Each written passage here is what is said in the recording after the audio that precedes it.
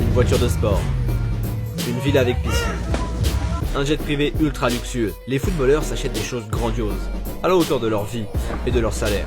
Car oui, un footballeur, c'est bien payé. Mais parfois, ils achètent des trucs un peu bizarres. D'ailleurs, pourquoi Lionel Messi a-t-il racheté la maison de ses voisins?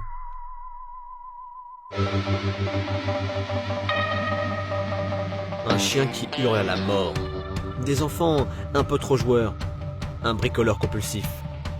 Le voisinage est parfois un enfer. Lionel Messi l'a expérimenté au cours de sa petite vie à Barcelone. Ses voisins étaient bien trop bruyants à son goût, au point que cela déstabilise son équilibre ainsi que celui de sa petite famille. Alors qu'on mette fin à ce vacarme à côté de chez lui, Monsieur Ballon d'Or a pris une décision radicale. Il a porté plainte? Non. Il a glissé un mot dans la boîte aux lettres? Toujours pas.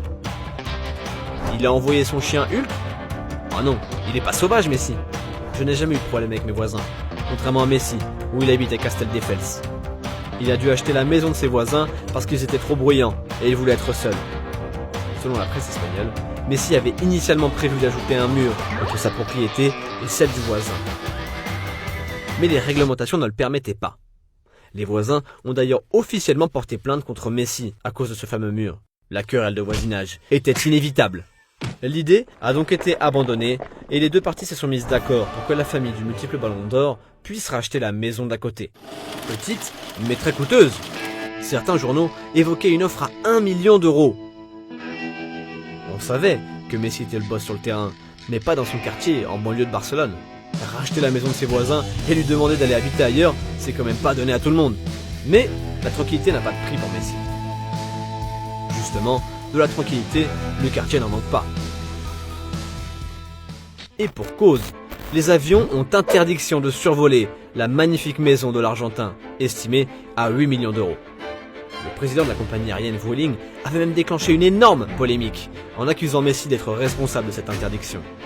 C'est le seul endroit au monde où une telle chose existe. On ne peut juste pas passer à l'endroit où habite Lionel Messi. Cette déclaration a fait l'effet d'une bombe en Espagne. Il a accusé la propriété de Messi, interdite de survol, d'empêcher l'aéroport de Barcelone de s'agrandir.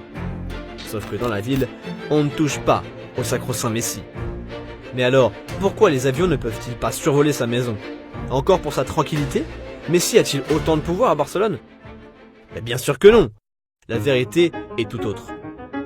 La vraie explication va bien au-delà d'un simple caprice de star. L'interdiction vient de la loi espagnole. L'Argentin habite dans une banlieue de Barcelone protégée par des normes environnementales très strictes. Le son provoqué par les avions perturbe la faune locale. Et peut-être même Hulk qu'on vous a présenté un peu plus tôt. C'est pourquoi, après décollage de Barcelone, chaque avion doit immédiatement se diriger vers la mer. Interdiction de longer la côte. Des villes comme Washington et Paris sont interdites de survol au-dessous d'une certaine altitude. La maison de Lionel Messi dispose du même privilège, mais Messi n'y est pour rien. Une aubaine pour le joueur, sa femme et ses fils qui peuvent se reposer tranquillement. À condition que le voisinage soit discret, bien sûr. De toute façon, si tu fais trop de bruit pour Léo, tu sais ce qui t'attend. Face au tollé provoqué en Espagne, la compagnie aérienne a dû publier un communiqué pour s'excuser auprès de la star du Barça.